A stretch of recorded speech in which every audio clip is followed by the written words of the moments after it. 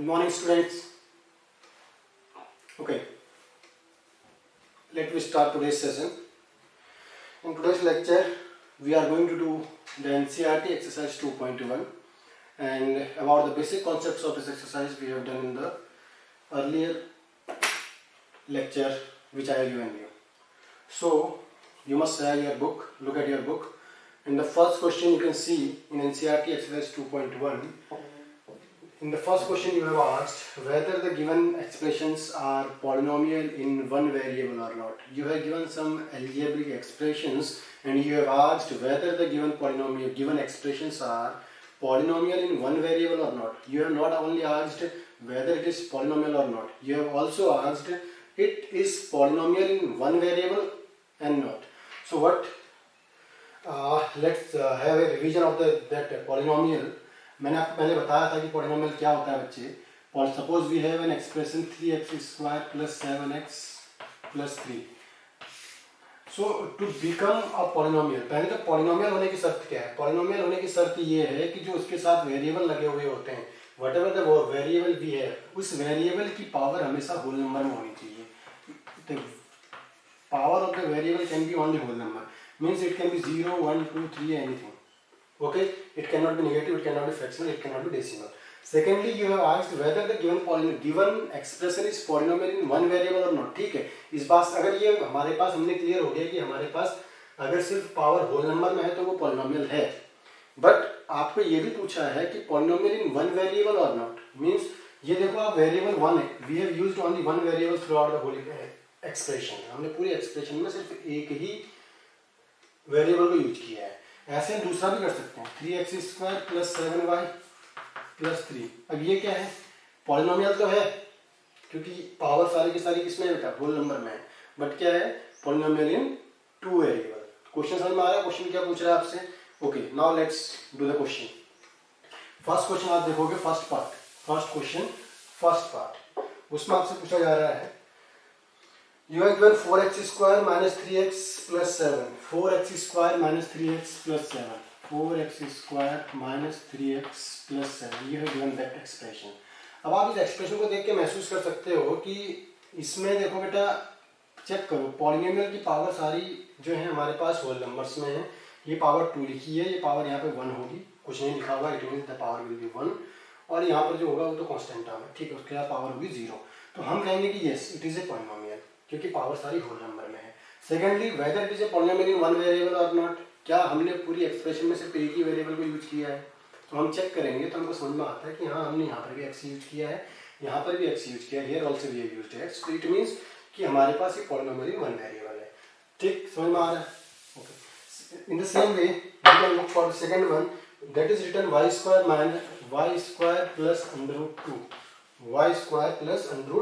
√2. Now you can again look here, y² + √2 आपको लिखा होगा, तो आप देखोगे y आपके पास है वेरिएबल, इस वेरिएबल की जो पावर है वो होल नंबर है. Again I am telling the power of the variable can be whole, should be whole number. Power सिर्फ वेरिएबल की होल नंबर में होनी चाहिए, बाकी चीज की बारे में बात नहीं कर रहा हूँ. तो आपने वेरिएबल देखा, वेरिएबल की पावर होल नंबर में है तो बोलो यहाँ जी पॉलिनोमियल है. सेकेंडली, पावर क्या ये वन वेरिएबल में है? बिल्कुल वन वेरिएबल वाला है, बिकॉज हमने सिर्फ और सिर्फ क्या किया है? एक y का यूज किया है. नेक्स्ट को आप देखोगे, third part, 3 √t + t √2. Now what about this expression? ठीक है, इसमें क्या है? देखो इसमें दिक्कत क्या है? ये √2 का मतलब समझते हैं आप लोग? √2 का मतलब मैं आपको बहुत आराम से समझा दूं पावर के हिसाब से. तो √2 का मतलब होता है पावर 1/2 है. √2 का मतलब होता है पावर 1/2 है. जब पावर 1/2 है तो हम बोलेंगे कि अगर मैं इसको पावर एक्सपोनेंशियल फॉर्म में लिखूंगा तो मैं लिखूंगा t power 1/2 + t 2 power 1/2. Now you can see, हमने पॉलिनोमियल होने की शर्त क्या बताई थी कि जो हमारे पास वेरिएबल है उसकी पावर होल नंबर्स में होनी चाहिए. तो यू कैन सी वेरिएबल की पावर होल नंबर में नहीं है. नंबर की पावर किसी में हो उससे फर्क नहीं पड़ता. नंबर के साथ जो एक्सपोनेंशियल फॉर्म लगी हुई है वो किसी भी चीज में हो सकती है, उससे फर्क नहीं पड़ता. But the power of the whole number must be, so the power of the variable must be in whole number. Got it. So आप बोलोगे कि ये हमारे पास जो थर्ड वाला एक्सप्रेशन है ये पॉलिनोमियल नहीं है। फोर्थ वाले एक्सप्रेशन की जब मैं बात करूंगा तो फोर्थ वाला आपके पास लिखा होगा y प्लस 2/y। सॉल्व करते हैं थोड़ा सा इसको, हमने फ्रैक्शंस को सॉल्व करना सीखा है। y हमारा एलसीएम आ जाएगा, है ना।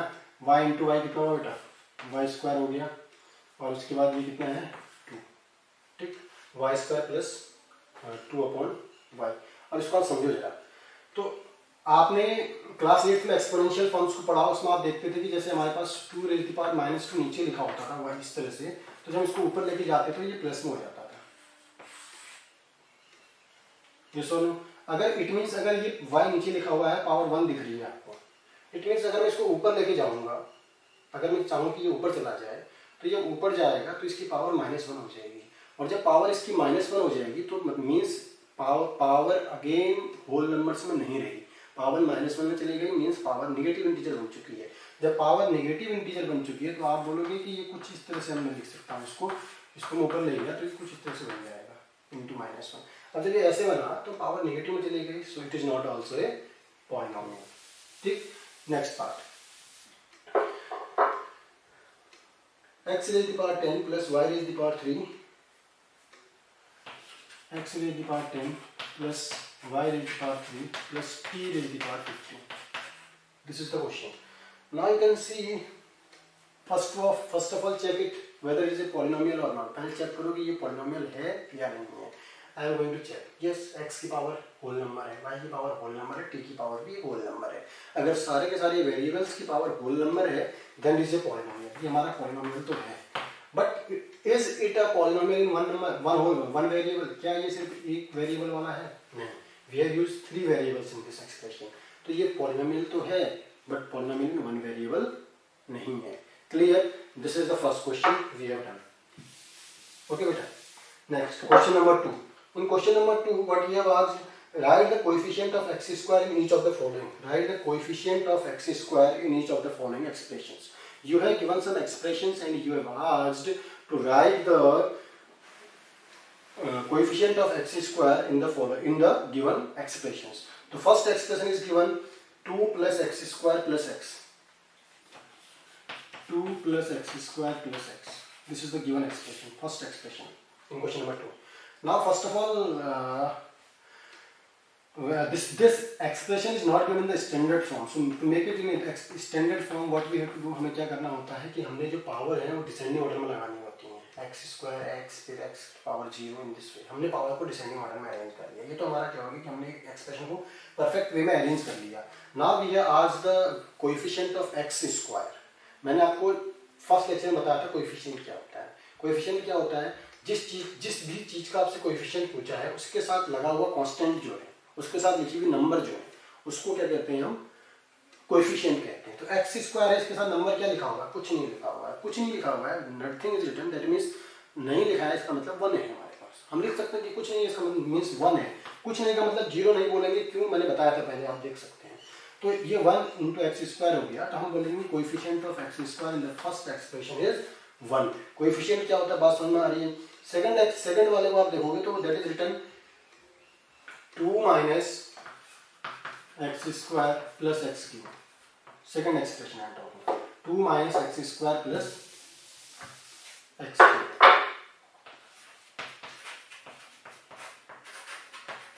This. Again you can arrange it. First of all, x cube minus x square plus 2. Now coefficient of x square, nothing is written with the x square. x square के साथ कोई number नहीं लिखा हुआ है, तो आप बोलोगे सर 1 है और x स्क्वायर के आगे माइनस लगा हुआ है, तो आप बोलोगे sir it is -1। Coefficient of x square is -1। मैंने आपको पहले भी बोला कि हम अलजेब्रा के अंदर साइंस को बिल्कुल नहीं छोड़ेंगे। बात समझ में आ रही, ठीक है। उसका नेक्स्ट क्वेश्चन, नेक्स्ट वाला पार्ट क्या कह रहा है आपसे, π/2 x square plus x, π/2 x square plus x, ये लिखा हुआ है। तो इसका मतलब क्या है, देखो π/2 पाई क्या है बेटा, पाई कांस्टेंट चीज है। पाई हम वो सर्कल वाला चैप्टर पढ़ते हैं ना, पाई हम उसको यूज करते हैं, pi equals to 22/7। Pi is a constant, although we are using any symbol for it, हम इसके लिए सिंबल यूज कर रहे हैं, but it is a constant term, ठीक है। इस बात को मैंने बैठा रहा कि पाई जहां भी आता है, पाई कांस्टेंट चीज में काउंट होती है। क्योंकि पाई की हमारे पास एक फिक्स्ड वैल्यू है। ठीक, तो पाई की वैल्यू 22.7 लेते हैं, ठीक है ना, तो हम पाई को हम कांस्टेंट मान के चलते हैं। तो pi upon 2 and 2 is also constant, तो pi upon 2 is the perfect constant number. Pi upon 2 क्या है, पूरा पूरा एक कांस्टेंट है। तो आपसे पूछेगा कि कोएफिशिएंट ऑफ एक्स स्क्वायर क्या है, तो कोएफिशिएंट ऑफ एक्स स्क्वायर क्या है, मतलब एक्स स्क्वायर के साथ जो कांस्टेंट चीज लगी है वही तो उसका कोएफिशिएंट है। तो आप बोलोगे the coefficient of x square is pi upon 2। इसका कोएफिशिएंट क्या है, पाई अपॉन 2। ठीक है, अगला वाला क्वेश्चन देखोगे, अगला वाला जो पार्ट है दैट इज √2x - 1, √2x - 1। ध्यान रखना x जो है वो रूट से बाहर है। अगर ये x रूट के अंदर चला जाएगा तो क्या हो जाएगा, पॉलिनोमियल ही नहीं बचेगा, क्योंकि अगर x रूट के अंदर चला गया तो मीन्स x की पावर 1/2 हो गई, और जब पावर 1/2 हो गई तो वेरिएबल वो पॉलिनोमियल बचेगा ही नहीं। तो x 1, तो यहाँ पर एक्स स्क्वायर तो हमें दिख ही नहीं रहा है ना, एक्स स्क्वायर नहीं दिख रहा है, इट मीन्स क्या एक्स स्क्वायर नहीं रहा होगा, एक बार सोच के देखो। एक्स स्क्वायर नहीं दिख रहा है, इट मीन्स क्या एक्स स्क्वायर रहा ही नहीं होगा। जितने भी टर्म्स इसमें x cube, x power 4, x power 5 नहीं दिख रहे हैं, क्या इसका मतलब वो इस एक्सप्रेशन के साथ थे ही नहीं? Of course they were there, वो थे वहां पर, लेकिन हुआ क्या कि एक्स स्क्वायर था तो उसका कोएफिशिएंट कितना हो गया, 0। जब 0 कोएफिशिएंट हो गया इट मीन्स वो 0 के साथ मल्टीप्लाई कर रहा था, और जब 0 के साथ मल्टीप्लाई कर रहा था तो क्या हो गया, 0 हो गया।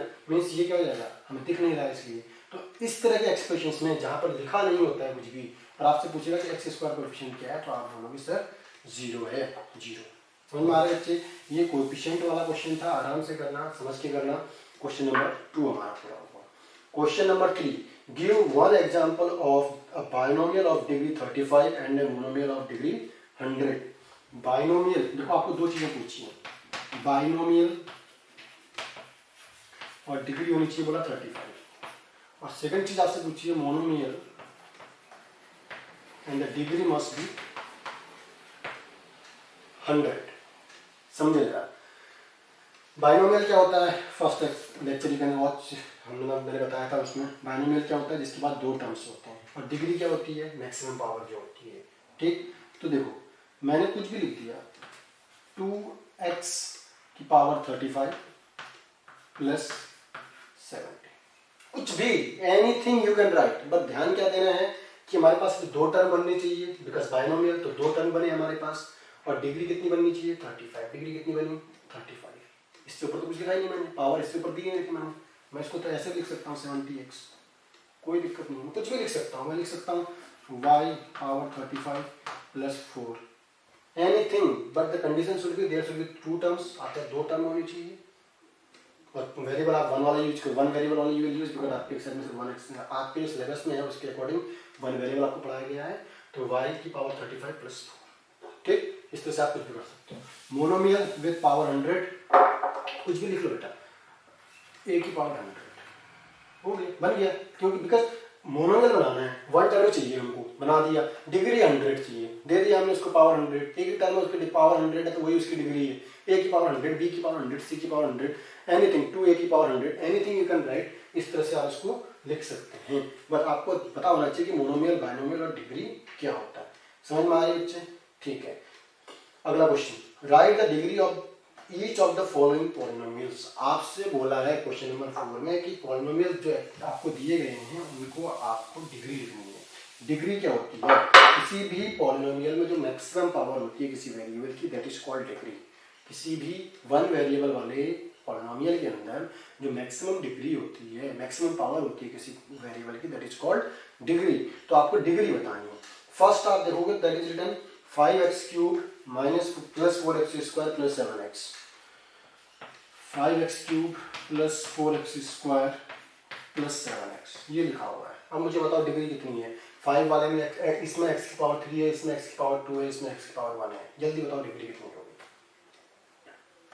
डिग्री मतलब हो गया मैक्सिमम पावर, तो आप बोलोगे सर यहाँ पर डिग्री कितनी हो गई, 3 हो गई। सेकंड वाला आप चेक करोगे that is written 4 minus y², 4 minus y²। आगे तो आप इसको अरेंज कर सकते हो, माइनस y² प्लस 4 अरेंज कर दिया हमने। अब देखो डिग्री कितनी हो गई सर, यहाँ पर तो डिग्री y यहाँ पर रहा होगा, मैंने फर्स्ट बताया था आपको, y यहाँ पर रहा होगा, उसकी डिग्री 0 हो गई होगी। तो यहाँ पर तो y मुझे दिख नहीं रहा है, यहाँ पर y दिख रहा है, y की पावर 2 दिख रही है, तो means degree of the variable will be, degree of the expression will be 2। यहाँ पर डिग्री कितनी हो जाएगी, 2। डिग्री मतलब कुछ नहीं है, डिग्री मतलब है मैक्सिमम पावर, ठीक है बेटा। In the same way next 5t minus root 7, 5t minus root 7, तो t की पावर 1 है, दूसरा कोई वेरिएबल हमने यूज किया नहीं है, t की पावर 1 है, तो हमारे पास पॉलिनोमियल की डिग्री कितनी हो जाएगी, 1 हो जाएगी। ठीक, लास्ट वाला क्या है, 3 लिखा हुआ है आपके पास, you have given 3, fourth part 3 लिखा हुआ है। ठीक है बेटा, तो किसी भी कांस्टेंट की जो डिग्री पूछता है आपसे या पावर पूछता है, that will be 0।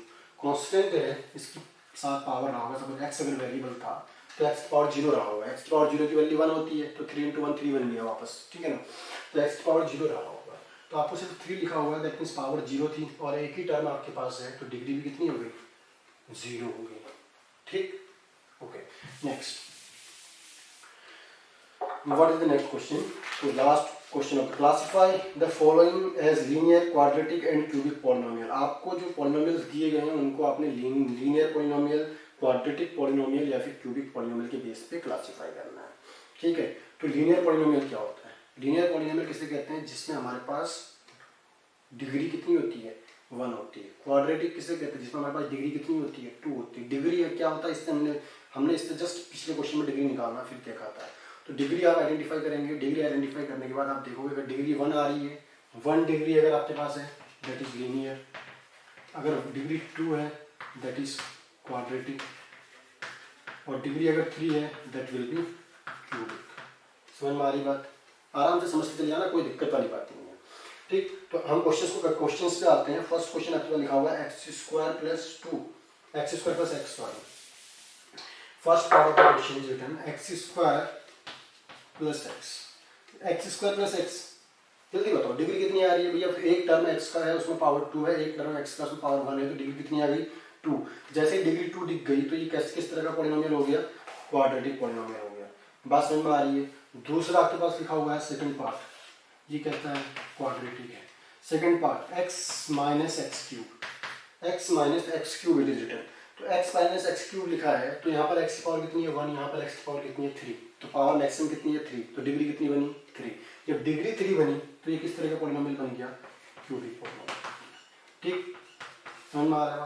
Third part आपसे क्या पूछ रहा है, y + y² + 4, y + y² + 4। जब आप इनको नोटेबल को सॉल्व करेंगे तो ध्यान देना, आप पहले इनको अरेंज करेंगे, y² + y + 4, मैंने इसको अरेंज करना पड़ता है, ठीक है ना, स्टैंडर्ड फॉर्म होनी चाहिए चीज।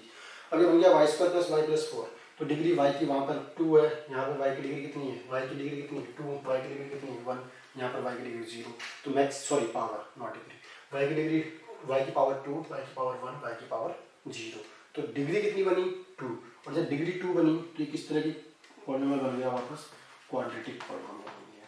ठीक, थर्ड वाला भी आपका क्वाड्रेटिक पॉलिनोमियल हो गया। फोर्थ आपको दे रखा है 1 + x, 1 + x, तो x की पावर कितनी है 1, और जब पावर 1 हो जाती है तो मैंने क्या बताया, उसे हम कैसा कहते हैं, लीनियर पॉलिनोमियल कहते हैं। क्या कहते हैं बेटा, लीनियर पॉलिनोमियल। डिग्री जब आपका 1 है तो हम इसे क्या बोलेंगे, लीनियर पॉलिनोमियल। ठीक, नेक्स्ट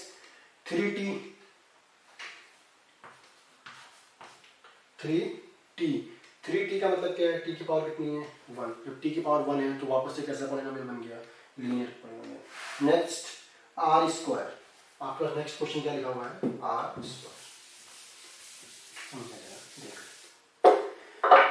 नेक्स्ट लिखा हुआ है r²। स्क्वायर का मतलब कितना, डिग्री 2, पावर एक टर्म है सिर्फ, और उसके पावर 2 है, तो पावर अगर एक टर्म की 2 है तो डिग्री भी वही हो गई, तो डिग्री अगर 2 है तो हम बोलेंगे दिट इज क्वाड्रेटिक पॉलिनोमियल। ये कैसा पॉलिनोमियल है, क्वाड्रेटिक पॉलिनोमियल। उसके बाद लास्ट आपके पास है 7 + x³, 7x3 not 7 + x³, 7x³ आपको दिया गया है। जब 7x³ आपको दिया गया है तो पहली बात तो ये कैसा है बेटा, मोनोमियल, एक टर्म है, और डिग्री कितनी जा रही है 3 जा रही है। जब डिग्री 3 जा रही है दैट इज क्यूबिक पॉलिनोमियल। ये कैसा पॉलिनोमियल है बेटा, cubic polynomial. This is the first NCERT exercise 2.1, very simple exercise that was, बहुत इजी एक्सरसाइज है, आप ऐसे क्वेश्चंस को कहीं दूसरी जगह से लेके करें। ठीक, in other books you have some questions, नहीं आते मुझसे पूछें। In next lecture we will work with the remainder theorem, very important concept of that polynomial. Polynomial का एक सबसे इंपॉर्टेंट कॉन्सेप्ट मैं बोल रहा हूँ, और रिमाइंडर थ्योरम में कम से कम 3 से 4 लेक्चर बनाऊंगा। आप उसको अपडेट रहें कि कब आप तक पहुँचते हैं, उसको जरूर देखें। देखो रिमाइंडर थ्योरम एक ऐसा लेक्चर है, एक ऐसा टॉपिक रहेगा आपके लिए जो यहाँ से आगे अब आपकी स्टडीज में हमेशा यूज होगा। तो इसलिए रिमाइंडर थ्योरम को बहुत ध्यान से उसके लिए रेडी रहें कि हमें रिमाइंडर थ्योरम पढ़ना है, and do all these questions by yourself once again. Thank you.